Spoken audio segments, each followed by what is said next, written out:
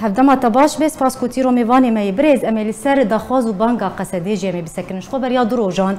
مظلوم عبدی فرمانداری گشی هزن سوریا ديمقراطيك دخواز رژیم اسد کرد خو دخواز هم هنگی کر دا کوربروبوی وی اپراسیونا لشکری ببن دو بشار الاسد ينجي ده هفديتنا كده لقال كنال روسيا اليوم ده قصدي ب سيخوران بنافكر بعملاء بنافكر تبي بيك يجي ايرو بردفكي قصدي فرهاد شامي داخوازا هماهنگی جاره کدن رژیم اسد کرد ادخوازم اشتبزانی بم داکو روبروی ارتشا روسیه ببر اف چاواتیش رو فکرن داخوازا قصدی گورنریناتا دم باش جوار و همو تماشوانی وار و هر مهاج میوانی وار باوری آمده هر جارا گو ایری شکتی سر دبرید تایبت گاوا گو ترکی درباسی دبرید به قصدی برای خود رژیم سوری و دبیجه ارکیتای گوته سینوری ولاتی سوری به پاریزه لی امتفض الظانب گو رژیم سوری جی نه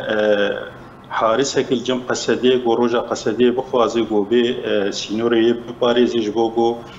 ترکی درباس نبی باوری آمده اویا گاوک پوچه ته واتجی جر نای بر بچاف کرنجی و هر وها ترکی جیگل کی گهداری دوی مسئلینات حتی داویج بر گوتزانه انو اف گاوانا نگاوین جدینه و نازدیکیجی گو رژیم کنترل آوی جه گو درباس دبو قصدی گولی به نه حتی داوی کنترل دیگه دمینه دستیوان دی جبولوجی رژیم دولت ترکیه کی گهدانی دوی مسئلینات لی مسئله دانستندنی نابینا قصدی و پیاده و پککی و رژیم درو که ججا نهاتی بر و هر دانستندن تیکرین ایرو دبینه رژیم بشار الاسد دبینه گو قصدی کلکا وگو او دبینه الکل برز تن سر گورکو هاتی راگاندن دبجا روسيا وتركيا مولاتها حفتي ودودا مجميران دايه يبقى قصدي داكو خوج من بجو ترفعتي فاكشين بريا انجام دانا في اوبراسيوني هر دوجي قصدي بخواري جريل درباسبونا كروانا كتشكدارن ريجيم كركود خص درباسي نافچين ام بيجن او هيلا تماس لبرامبر جروبين تشكدار ببن يعني افكاري قصدي تشاواتي شرو فكرن دكف خدمتها كده الاليه كي دخوزا هماهنجيتك للريجيم والاليه كي ريغريه ليتك افتشاواتي شرو فكرن وخندن دباش هيرو شانسيم قال كي بوار نرجع كي باش زي برزوان بكم مكتبي ادباوري عمد دي وقت عفرين دي جهر وها سيناريو كات دار خستن وتوادي سراغ عندني دي جو هنا كيزي رژیم درباس بي عفرين يبون وهناك كله سيارة وك بروباغندا كده هندري عفرين الهاتين كرن ودي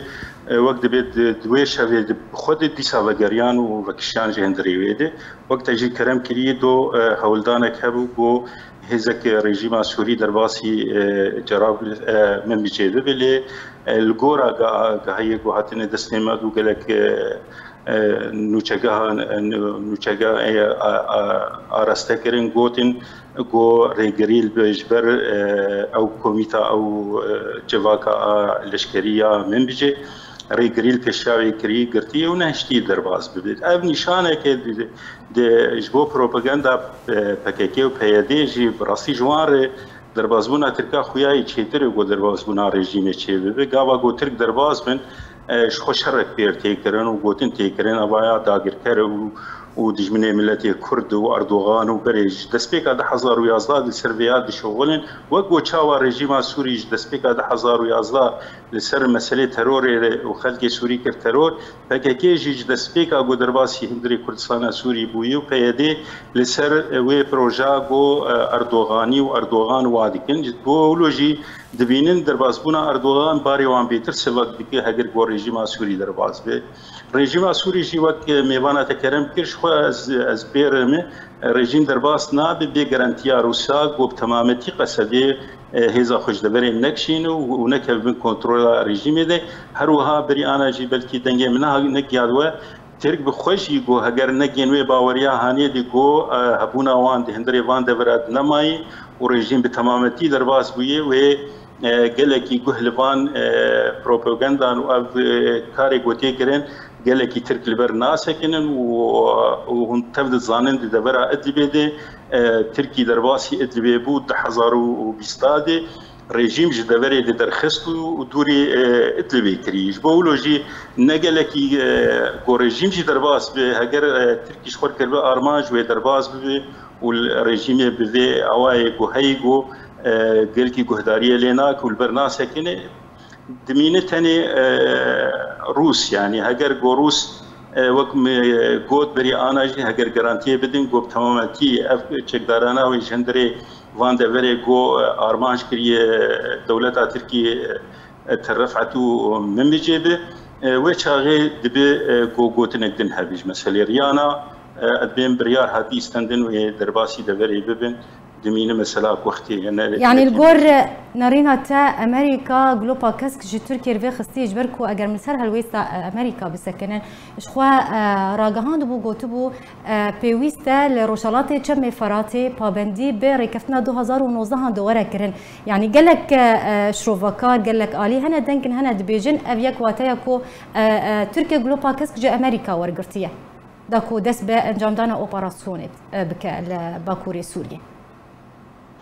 بريكش دولة ترك دبري جو أرمانش كرينا دبري جو بين كنترولا أمريكا يعني دبرة رفعت به هروها دبرة من بجات دبي جو هناكي ليه هبونا وان هندري ويد تناني باوري عمد بلكي بردف كوزير وزارة كاري درب أمريكي ده دو بو بير بتصريح قضاي بربشاف كريان وأشكره كرجيكو تركي رجد لسر درباز بونه ديش بولوجي افتي واتايا جو هات اريكرين لسروي بمعنى امنيكا ريغريل كشاوي بقرن و افكاري هاني بمشان لسركو ام بيجن اف ريشا تركيش خو و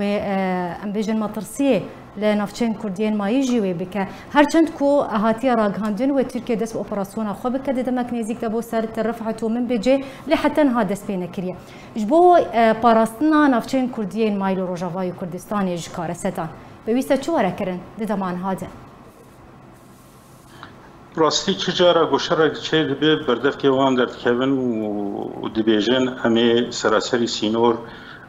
شر بيخينن وما شر لدارخن أب بخوا مدرسية خناف خلكيد وخلك هدي كوجبر دكن وبريوان دين دبرك نديارش خلكير وخلكي ما يجي جوهن إيكو كسي ما يندري هريما كردستان دخوازوان جي بشولاخ ودرب درب كيش بولوجي قصدي بيدي دزانه به گو ارمانج کرنا د دوراتي کرن حوجداري تنه گو بوان سينورا سر دورين دن يگو شرطي تنه به گو تقينا بكن يا هولدانه بكن گو توپ دبين باجارا و تايبت خاصه تايبتي باجاري گو گلكي نزيكي سينوري تركي هنه عمود درويسي قامش هر وها باجاري خو كردي تمامي فرانياوي نزيكي وان دورای سر سينوراي افشر بانجام تجربه هي وان بخوجي وقت به بيناسين بيدانه گوتنا ام شاش بونه یک عفرینه دو هر واحد سری کانیه دگاوا گوته بپیمانه و باتفاق ده بخلکیرت امزاده که و تدویجه از دوری سینور کمم 32 کیلومتر ده تنه خلق نمجبورت خلقيجي بخور كوجبر بك وتوان ببي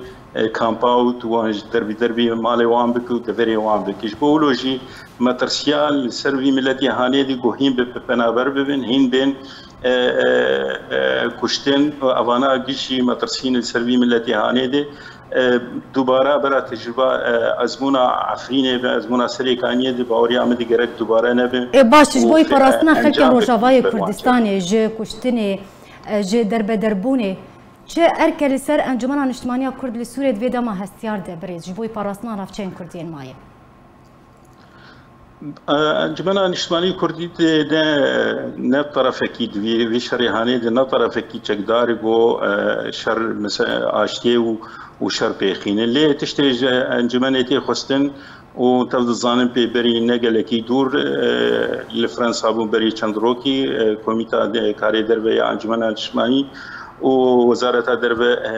فرنسي هات ديتن وأفتن لسروان تشانا توا هاتي كرينغو دبرا كردي دبرا كتي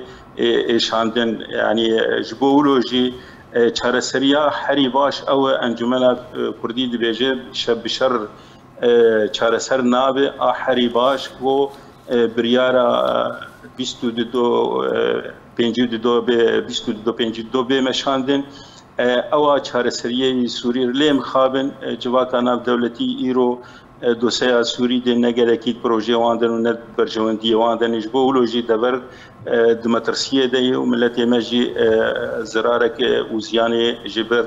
van kiryarê PKK'yê got bidehê caran tê Encumena Niştimanî Kurdî di ragihandinê Xwedê di danûstandinê Xwedê bi van danûstandinê got heta sefîrê Emerîkî dihat kirin Ano PKK bera ji devera Kurdî dê destê xwe bikişîne û xelkê Sûrî Kurdê Sûrî Kurdistana Sûrî ew bixwe devera xwe birê bibin ji bo got ev metirsiya got ev bihaneyê û metirsiya got li ser milletê me hebe bêhlanîn lê mixabin hûn tev de dizanin pê di wexta got komîta ewlekariya Tirkî cevata xwe de bû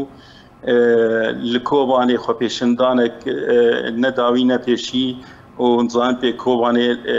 belkî dengê wan xwepêşindana diçû aliyê Tirkî xwe jî ji bo wilo jî PKK rijdê got deverê mayî bispêre dewleta Tirkî û milletê Kurd penaber bike û wan têxi kampa de û nebest kampa tenê de jî rojê bi zarokê wan kesê got kampa de biravîne û berê wan bide xendîne madam got şerek lê Rojavayê Kurdistanê heye û madam got berxwedan heye û madam got şerê serdemê heye çawa xortê me ji 2011 2012 û 17 derin li Qendîlê şehîd dikevin û hûn bi şev û bi rojî hûn bera du zarokê xelkê didin ji bo leşkeriya neçar ev haya giş bi rastî bêrexistina hanê ziyanekê gelekî min gelek cara gotî ji roja destpêka Sûrî de dewleta Sûrî de hatiye avakirin heta roja îro de van rejîmê got hatine desthilatê hatine ser desthilatdariya Sûrî ti ziyana got wek peyedê giyan milletê Kurd û Kurdistana Sûrî de tê van rejîmê got hatin wilo nekirine bi rastî xidmeta rejîmê kir heta wek divêtê xwestin û her wiha tiştê mayî jî dixwaze govî milletê hanê derbi derbekê û berbiçola bixînin û wek ana jî got xeyaratê wan navbêna rejîm vegere û dewleta Tirk vegere ji bo propaganda wan dewleta Tirk çêtir ji wan re û berî ana ji xwe neçirobe